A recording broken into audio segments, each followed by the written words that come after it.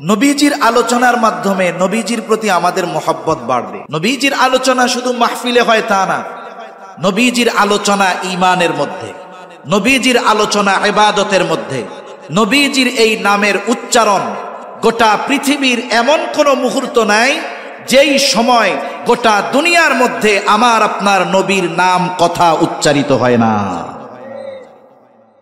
কেউ যদি বলে আমি বললাম লা ইলাহা ইল্লাল্লাহ, নাউজুবিল্লাহ, বাকিটুকু মানি না, নাউজুবিল্লাহ, বলেন তো ঈমান থাকবে? ঈমানদার হতে পারবে না। কেউ যদি চিন্তা করে নামাজের মধ্যে আজকে থেকে দুরূদ শরীফ পড়া বাদই দিয়া দিলাম, নামাজ থাকবে? থাকবে না। আজান চলতেছে, ইন্দোনেশিয়া থেকে নিয়ে ফজরের আজান শুরু। যারা ভূগোলবিদ তারা বলতেছেন এই আজান একটানা গোটা পৃথিবীতে চলতে থাকে 9.5 ঘন্টার মতো।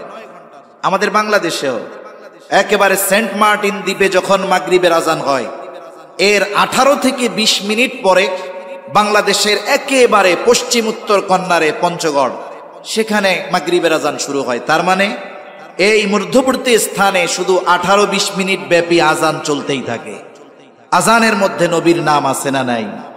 তাহলে এরপরে আবার শুরু হয় জোহরের আজান, এভাবে চলতেই থাকে। সময়ের সাথে সাথে এমন একটা মুহূর্ত এই পৃথিবীর অতিবাহিত হয় না যেই সময় আমার আপনার নবীর নাম উচ্চারিত হয় না। সুবহানাল্লাহ! আমরা কেমন এক নবীর উম্মত, এটা যদি একটু চিন্তা ভাবনা করতাম তাহলে অনুধাবন করতে পারতাম যে আল্লাহ তাআলা না চাইতে কত বড় নেয়ামত আমাদেরকে দিয়েছেন। তাহলে নবীজির ব্যাপারে ইসলাম বিদ্বেষীদের যত অপবাদ আছে এর মধ্যে একটি অপবাদ, বলে মুহাম্মদ সাল্লাল্লাহু আলাইহি ওয়াসাল্লাম 25 বছরের যুবক 40 বছরের খাদিজাকে বিবাহ করছে সম্পদের লোভে। নাউজুবিল্লাহ বলেন। নবীকে বলতে চায় সম্পদ লোভী, অথচ ইতিহাস কি বলে? খাদিজাতুল কুবরা রাদিয়াল্লাহু তাআলা আনহা নবীজির সাথে বিবাহ হওয়ার আগে 2 জন পুরুষের সাথে ওনার বিবাহ হয়েছে এবং 2 জনই দুনিয়া থেকে ইন্তেকাল করেছে। উনি পরবর্তীতে পরিপূর্ণ দৃঢ় প্রতিজ্ঞাবদ্ধ হলেন যে আমি আর বিবাহ শাদী করব না, বাকি জীবন এভাবেই আমি কাটায়া দিব। স্বামীদের থেকে পাওয়া কিছু সম্পদ, পিতার কিছু সম্পদ, এগুলো নিয়ে উনি ব্যবসার কাজে লাগাইলেন। উনি একজন বিদুষী নারী ছিলেন, পূত পবিত্রা নারী ছিলেন। ওই জাহেলিয়াতের সময় খাদিজাতুল কুবরা রাদিয়াল্লাহু তাআলা আনহার উপাধি ছিল তহেরা। উনি ব্যবসায় ভালো সফলতা অর্জন করলেন। পৃথিবীর বিভিন্ন দেশ থেকে ওনাকে বিবাহের প্রস্তাব দেওয়া হতো, উনি প্রস্তাব সব ফিরায় দিতেন। ওনার বয়স 37 বছর যখন, উনি ওনার ব্যবসার ইতিহাসে সবচাইতে বড় কাফেলা প্রেরণ করবেন সিরিয়াতে। এক্সপোর্ট ইম্পোর্টের ব্যবসা। মক্কার যেই জিনিসগুলোর চাহিদা সিরিয়ার বাজারে আছে, ওইগুলো সিরিয়ায় নিয়ে বিক্রয় করা হবে, আর মক্কায় সিরিয়ার যেই পণ্যগুলোর চাহিদা আছে সিরিয়া থেকে কিনে মক্কার বাজারে বিক্রয় করা হবে। এক্সপোর্ট ইম্পোর্টের ব্যবসা। এত বড় ব্যবসার দায়িত্ব দেওয়ার জন্য, উনি তো একজন নারী, নিজে যাইতে পারবেন না, দায়িত্ব দেওয়ার জন্য একজন বিশ্বস্ত আমানতদার লোক দরকার। উনি ঘোষণা দিয়ে দিলেন যেমন একজন লোক আমার দরকার, সার্কুলার দিয়ে দিছে। নবীজির বয়স তখন 22। ওই বছর মক্কায় দুর্ভিক্ষ চলতেছে, মানুষ কষ্টে আছে। এই ঘোষণা যখন আবু তালেব শুনল, আবু তালেব আমার আপনার নবীকে এসে বলে, মুহাম্মদ, খাদিজা তো এইরকম একজন মানুষ খুঁজতেছে, তুমি যাও গিয়ে প্রস্তাব দাও যে তুমি এই দায়িত্ব নিতে চাও। রাসূলুল্লাহ সাল্লাল্লাহু আলাইহি ওয়াসাল্লাম তখন কি বললেন? তিনি বললেন, আমি দায়িত্ব যেচে নিতে পারবো না। সে যদি আমাকে প্রস্তাব দেয় তাহলে আমি বিবেচনা করব, আমি নিজে গিয়ে এই দায়িত্ব তার কাছে চাইতে পারবো না। কেন? কারণ দায়িত্ব চেয়ে নেওয়া আর দায়িত্ব চাপিয়ে দেওয়া, দুইটার মধ্যে তফাৎ আছে না নাই? এ দুনিয়াতে মানুষ দায়িত্ব নেওয়ার জন্য কত কিছু করে, চায় যে আমি একটা বড় দায়িত্ব নেই। কতজন দায়িত্ব পাওয়ার জন্য লবিং করে, কতজন দায়িত্ব পাওয়ার জন্য অর্থ ব্যয় করে, কতজন দায়িত্ব পাওয়ার জন্য অন্যায় কাজ করে। করে কি করে না বলেন? করে। কিন্তু এই পৃথিবীর ইতিহাসে এমন মানুষ গত হয়ে গেছে তাদেরকে জুলুম করেও দায়িত্ব দেওয়া যায় না। যেমন আমাদের ইমাম আজম আবু হানিফা রহমাতুল্লাহি আলাইহি, নাম শুনছেন তো আপনারা? অনেকে চিন্তা করতেছে যে হুজুরে তো ইউটিউবে দেখি খুব সুর দিয়া কথা কয়, আজকে কি কাম হইল, সুর মুর দেয় না কেন? তা কথা যেগুলো আল্লাহ তাআলা জবানে দিচ্ছেন, জেহেনে দিচ্ছেন, আমি তো বলতে চাচ্ছি অন্য কিছু, আসতেছে আর এক কিছু, কারণ আমার তো কিছু করার নাই। কিন্তু যা বলতেছি অনুপকারী মনে হচ্ছে নাকি? ক্ষতিকর মনে হচ্ছে? ইমাম আজম আবু হানিফা রহমাতুল্লাহি আলাইহির সাথে বাজারের মধ্যে দেখা হয়ে গেছে খলিফা মনসুরের। তখন মনসুর খলিফা, আব্বাসীয় খলিফা মনসুর, প্রধান বিচারকের আসন খালি। দেখা হইছে, সাথে সাথে প্রস্তাব দিছে, ইমাম আবু হানিফা আপনি প্রধান বিচারকের দায়িত্ব গ্রহণ করেন। কত বড় প্রস্তাব! ইমাম আবু হানিফা সাথে সাথে বলতেছেন এই দায়িত্ব আমি গ্রহণ করতে পারবো না। খলিফার ইগোতে লাগছে, আত্মমর্যাদায় লাগছে। আরে এই দায়িত্ব পাওয়ার জন্য মানুষ কত চেষ্টা করে, ফিকির করে, আর আমি দায়িত্ব দিতে চাইলাম, নিল না। রাগে চাবুক দিয়া বাড়ি মেরে দিছে। যখন রাজপ্রাসাদে ফিরে গেল, রাগ চলে গেছে, এখন চিন্তা করে কাজটা ভালো হয় নাই। খলিফা মনসুরের চাচা বলতেছে কাজটা ভালো করো নাই। সেও চিন্তা করতেছে কাজটা তো ভালো হয় নাই, তাইলে কি করা যায়? মাফ চাবো কেমনে? নিজে গিয়ে মাফ চাইবো, এটা তো লজ্জা লাগতেছে।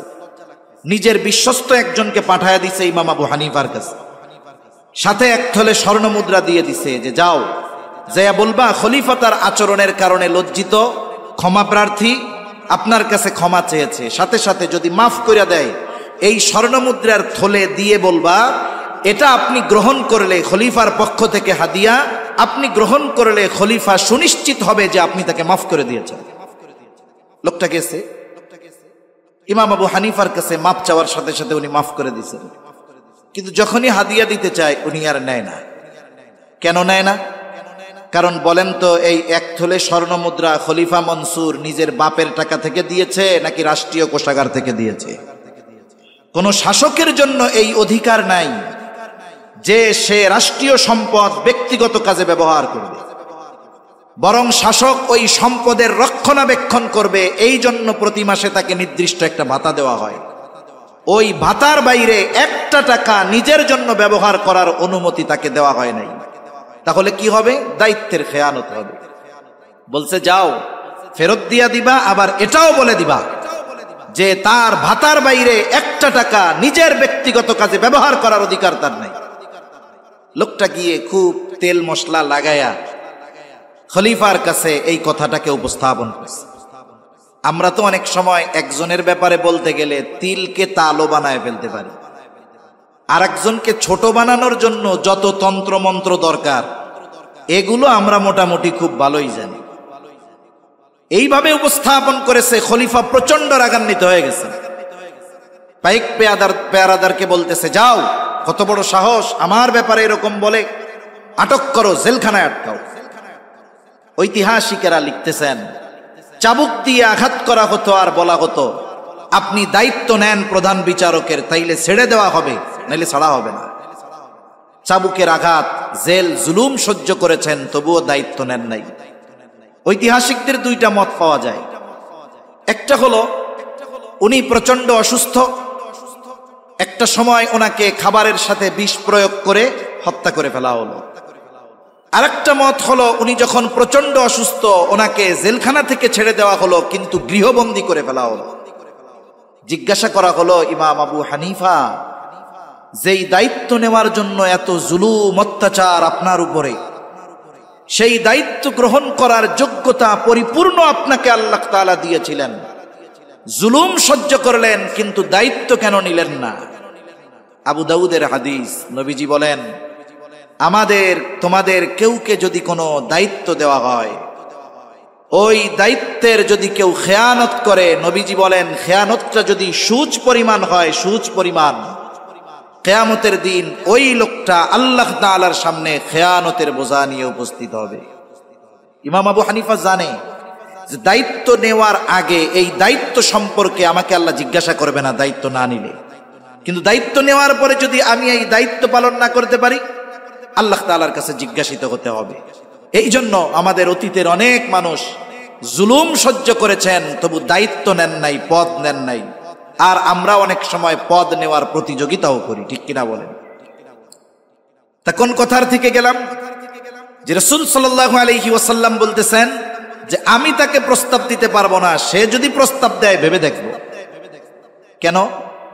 কোন দায়িত্ব যদি আমি আপনাদের কাছ থেকে চেয়ে নেই যে এই দায়িত্বটা আমাকে দেন, ওই দায়িত্ব চেয়ে নেওয়ার পরে ওই দায়িত্ব পালনে যদি কোনো ত্রুটি বিচ্যুতি হয়, আপনারা কি করবেন? আমারে বলবেন, আরে হুজুর কাম কাজ পাও না, দায়িত্ব চাইয়া দাও, আবার পারো না পালন করতে, দায়িত্ব চেয়ে চেয়ে নিচ্ছ, তিরস্কার করবেন, কথা শোনাবেন।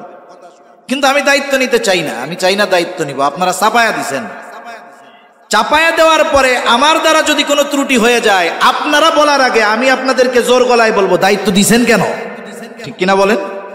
কিন্তু যদি চেয়ে নেই, যদি ত্রুটি হয়, আমার বলার কোনো স্কোপ নাই, সুযোগ নাই। হযরত লোকমান আলাইহিস সালাম, পবিত্র কোরআনুল কারীমে ওনার নামে একটা সূরা আছে। উনি একজন প্রজ্ঞাবান ব্যক্তি ছিলেন। তাফসীরের মধ্যে আসছে ওনাকে নবুয়াত অথবা হিকমত এই দুটো থেকে একটা গ্রহণ করার সুযোগ দেওয়া হয়েছে।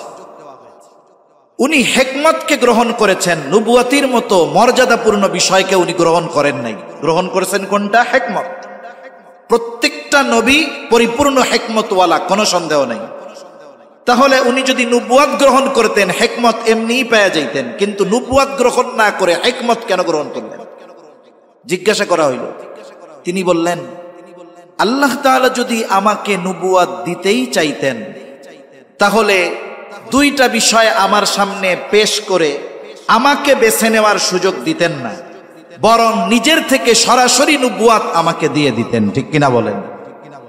যেহেতু ওইভাবে দেওয়া হয় নাই, এখন যদি আমি নবুয়াত বেছে নেই, তাহলে ওই দায়িত্ব আমার থেকে নেওয়া হবে। আমি যদি ওই নবুয়াতি দায়িত্ব যেটা আমি বেছে নিয়েছি, এটা পালন করতে গিয়ে যদি কোনো ত্রুটি বিচ্যুতি হয়, তাহলে আল্লাহ তাআলার সামনে জবাবদিহিতার কাঠগড়ায় আমাকে দাঁড়াতে হবে। একটা উদাহরণ দেই, তাইলে বুঝতে সহজ হবে। রাসূল আকরাম সাল্লাল্লাহু আলাইহি ওয়াসাল্লামের কাছে প্রাথমিক দিকে যখন ওহী নিয়ে আসতেন জিবরাইল আলাইহিস সালাম, নবীজি চিন্তা করতেন যে এটা শুনাইতেছে, এটা যদি আমি ভুলে যাই তাইলে কি হবে। এই জন্য জিবরাইল আলাইহিস সালাম বলার সাথে সাথে বলতেন, আর নবীজি জবান আওড়ানো শুরু করতেন, বলা শুরু করতেন। আল্লাহ তাআলা বলেন, লা তুহাররিক লিসানাকা লিতাজালা বিহি ইন্না আলাইনা জামআহু ওয়া কুরআনাহু ফাইযা ক্বরানাহু ফাত্তাবি' কুরআনাহু সুম্মা ইন্না আলাইনা বায়ানাহু। আল্লাহ রাব্বুল আলামিন বলেন, হাবিব, লা তুহাররিক লিসানাকা লিতাজালা বিহি, আপনি তাড়াহুড়ো করে জবানকে আওড়াবেন না, মুখস্থ করতে যাবেন না। আপনি কেন চিন্তা করেন আমি তো এই কোরআন নাজিল করেছি, আপনি কেন পেরেশানি হন? আপনি খুব ধীর স্থিরতার সাথে যা আপনার কাছে নাজিল করা হয় আপনি সেটা শুনবেন। আপনি মনে করতেছেন জিবরাইল আলাইহিস সালাম আমার কথা আপনার কাছে পৌঁছায়া দিবে, আপনি যদি মুখস্থ না করেন আপনি ভুলে যাবেন। হাবিব, এমনটা নয়, বরং শুনে নেন, ইন্না আলাইনা জামআহু ওয়া কুরআনা, আপনাকে যা পাঠ করে শোনানো হচ্ছে এটা সংরক্ষণ করার দায়িত্ব আমার। শুধু তাই না, আপনি শুনে নেন, কি করবেন আপনি এবার শুনে নেন, সুম্মা ইন্না আলাইনা বায়ানা, এটার ব্যাখ্যা মর্মার্থ এটাও সংরক্ষণ করার দায়িত্ব আমার। শুধু তাই না, আপনাকে যা তিলাওয়াত করে শোনানো হয় আপনি এটা নিরিবিলি শুনবেন। তার মানে এই কোরআনের শব্দার্থ, মর্মার্থ, ব্যাখ্যা সব কিছু হেফাজত করার দায়িত্ব যিনি নিয়েছেন তিনি কে? কারণ আল্লাহ তাআলা আমার আপনার নবীজির উপরে নবুয়তির জিম্মাদারি নিজেই দিয়েছেন। সুতরাং এই দায়িত্ব পালনে যত ব্যবস্থাপনা দরকার সব কিছু আল্লাহ তাআলা গ্রহণ করবেন। লোকমান হাকিম এই জন্য নবুয়াত নিজের থেকে বেছে নেন নাই। যে কথার থেকে লম্বা কথা বললাম, দায়িত্ব চাপায়া দেওয়া আর দায়িত্ব নিজে চেয়ে নেওয়া বিষয়টা এক নয়। নবীজি বলতেছেন, চাচা আমি দায়িত্ব তার কাছ থেকে চেয়ে নিতে পারবো না, সে যদি আমাকে প্রস্তাব দেয় তাহলে আমি ভেবে দেখব। এত বড় অফার, হয়তো অন্য কেউ গিয়ে খাদিজার কাছে নিজের জন্য দায়িত্বটা চেয়ে নিতে পারে। আবু তালেব খাদিজার বাড়িতে চলে গেলেন। খাদিজার কাছে গিয়ে বলতেছে, খাদিজা জানতে পারলাম আপনি আপনার ব্যবসায়ী কাফেলার জন্য একজন বিশ্বস্ত মানুষ তালাশ করতেছেন। সেই বিশ্বস্ত মানুষ যদি আমার ভাতিজা মুহাম্মদকে দেওয়া হয়, দায়িত্ব দেওয়া হয়, আপনি কি সম্মত আছেন নাকি? খাদিজার চেহারার মধ্যে চিন্তার ছাপ ছিল। যখন শুনতে পারলো মুহাম্মাদের কথা, সাথে সাথে চেহারা থেকে চিন্তার ছাপ দূর হয়ে গেল।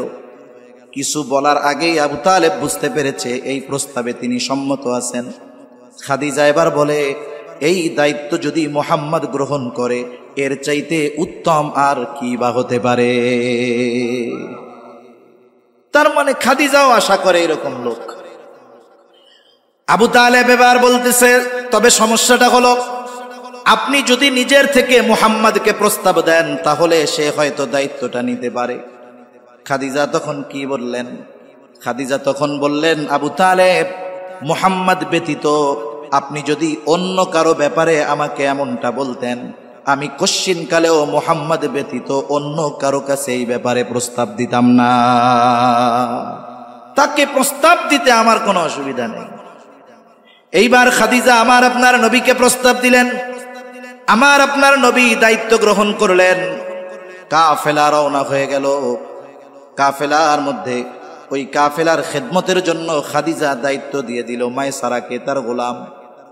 মায়সারাকে খাদিজা বলতেন মায়সারা হলো আমার চোখ। এতটা বিশ্বাস তিনি করতেন তাকে। তার মানে মায়সারার দেখা আর আমার দেখা একই, মায়সারার বলা আর আমার বলা একই।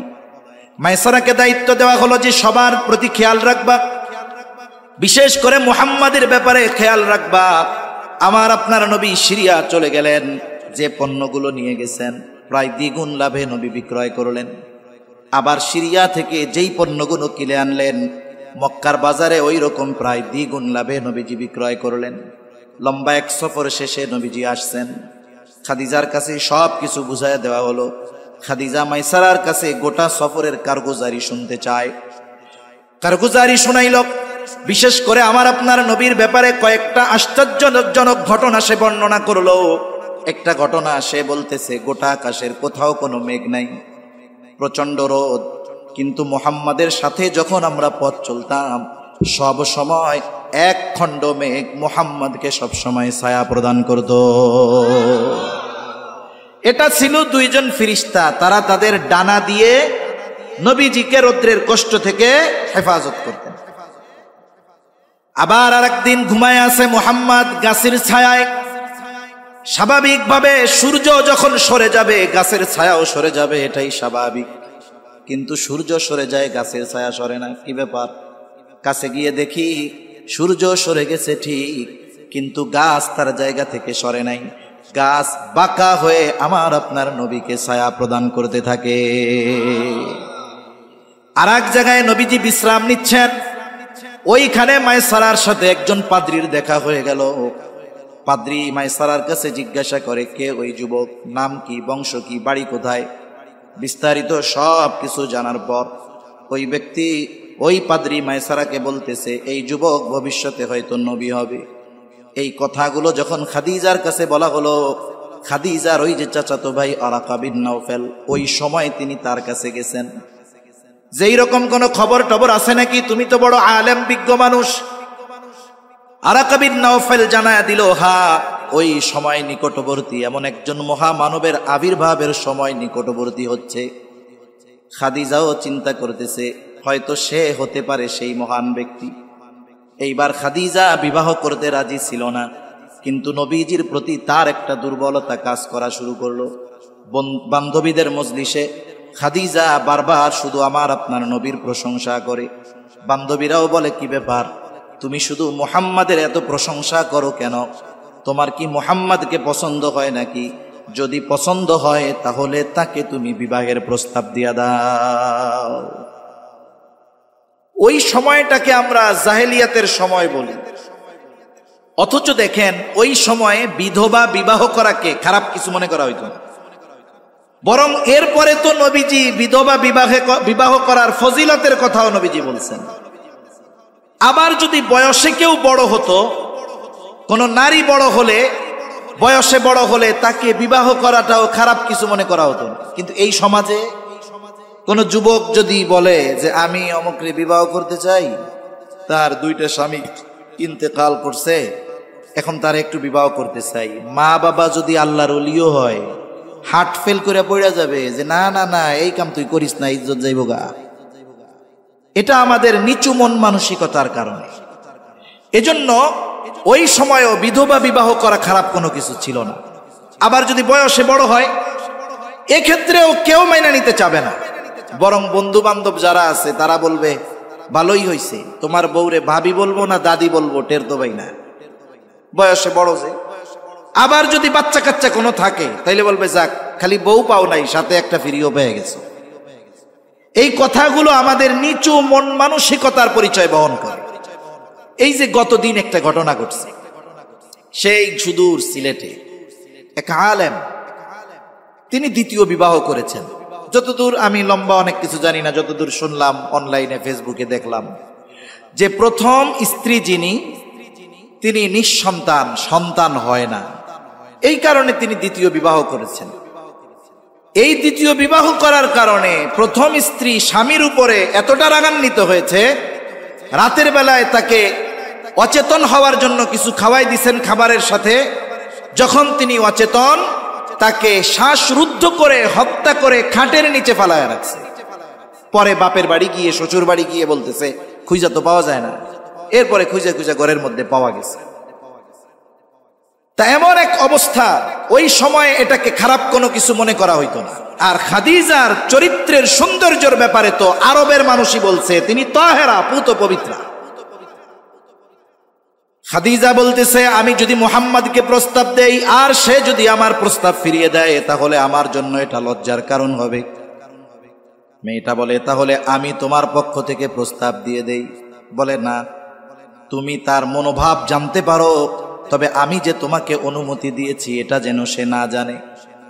মেয়েটা এবার এসে আমার আপনার নবীর কাছে বলতেছে ও মুহাম্মদ, বয়স তো কম হয় নাই, বিবাহ শাদী কি করবা না? আমার আপনার নবী বলতেছেন আমার তো কোনো সম্পদ নাই, টাকা পয়সা নাই, কেমনে বিবাহ করব? তোমার যাবতীয় সব খরচ বহন করার দায়িত্ব যদি কেউ গ্রহণ করে, তুমি কি তাকে মেনে নিতে রাজি আছো নাকি? তাকে বিবাহ করতে রাজি আছো নাকি? আমার আপনার নবী তখন বললেন আমার চাচা, আমার অভিভাবক, যাও তার সাথে গিয়ে কথা বলো। আবু তালেবের কাছে প্রস্তাব দেওয়া হলো। লম্বা ইতিহাস। আবু তালেবের খুতবায় আমার আপনার নবীর সাথে খাদিজাতুল কুবরা রাদিয়াল্লাহু তাআলা আনহার বিবাহ সম্পাদিত হয়ে গেল। বিবাহের রজনী, এতকাল সম্পর্ক ছিল একরকম, এখন সম্পর্কটা হলো আরেক রকম। এই আলোচনাটা এই জায়গায় থাক, আমরা একটু আরেক দিক থেকে ঘুরে আসি। পবিত্র কোরআনুল কারীমের অন্যতম প্রসিদ্ধ একটি সূরা, সূরার নাম হলো সূরাতুদ দুহা। নাম শুনছেন না আপনারা? সূরা দুহা, এটা প্রসিদ্ধ একটা সূরা। ছোটবেলার থেকে আমরা না চিনলেও চিনি। কারি আব্দুল বাসেতের সেই তিলাওয়াত, জগৎ বিখ্যাত তিলাওয়াত, ওয়াদ-দুহা ওয়াল-লাইলি ইযা সাজা মা ওয়াদ্দাআকা রাব্বুকা ওয়া মা ক্বালা ওয়ালাল আখিরাতু খায়রুল লাকা মিনাল উলা ওয়ালাসাউফা ইউতিকা রাব্বুকা ফাতারদা। এই সূরা নাজিল হওয়ার কয়েকটা কারণ তাফসীরের মধ্যে পাওয়া যায়। প্রাথমিক দিকে রাসূল আকরাম সাল্লাল্লাহু আলাইহি ওয়াসাল্লামের কাছে ওহী আসা কিছুদিন বন্ধ ছিল। আর এক বর্ণনায় আসছে নবীজি অসুস্থ ছিলেন, তাহাজ্জুদের জন্য উঠতে পারেন নাই। এই 2টা বিষয়ও হতে পারে যে ওহী আসা বন্ধ, সাথে সাথে তিনি অসুস্থ, তাহাজ্জুদের জন্য উঠতে পারেন নাই। এক দুষ্টু মহিলা এই কারণে বলতেছে মুহাম্মাদের রব মুহাম্মাদের প্রতি অসন্তুষ্ট হয়ে তাকে পরিত্যাগ করেছে, তার কাছে শয়তানটাও আসে না। নাউজুবিল্লাহ। জিবরাইল আলাইহিস সালামের কথা বলতেছে, সেও আসে না। আল্লাহ তাআলা এই ঘটনা সহ আরো কয়েকটা ঘটনাকে কেন্দ্র করে সূরাতুদ দুহা আল্লাহ তাআলা নাজিল করলেন। আল্লাহ তাআলা বলেন ওয়াদ-দুহা ওয়াল-লাইলি ইযা সাজা কসম শপথ প্রভাতের যখন তা দীপ্তময় হয়, ওয়াল্লাইলি ইদা সাজা শপথ রাত্রির যখন তা অন্ধকারাচ্ছন্ন হয়ে যায়, মা ওয়াদ্দাআকা রাব্বুকা ওয়া মা ক্বালা, আপনার রব আপনাকে ছেড়েও দেন নাই, তিনি আপনার প্রতি অসন্তুষ্ট হন নাই। শুনা নেন, ওয়ালাল আখিরাতু খায়রুল লাকা মিনাল উলা। এই কথাটা একটু বুজুর্গানে দ্বীনের ভাষায় বলি যে এখানে দুটো বিষয় হতে পারে। একটা হলো আপনার ইহলোক এর চাইতে উত্তম হবে আপনার পরকাল, তার মানে দুনিয়ার চাইতে আপনার পরকাল আরো অনেক উত্তম হবে।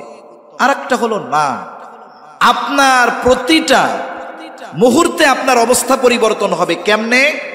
যে আপনার প্রতিটা পরবর্তী মুহূর্ত আগের মুহূর্তের চাইতে উত্তম হবে। সুবহানাল্লাহ। তার মানে এখন আপনার মর্যাদা যেখানে, এখান থেকে সময়ের সাথে সাথে সময় সামনে এগোবে আর আপনার মর্যাদা শুধু বাড়তে থাকবে। সুবহানাল্লাহ।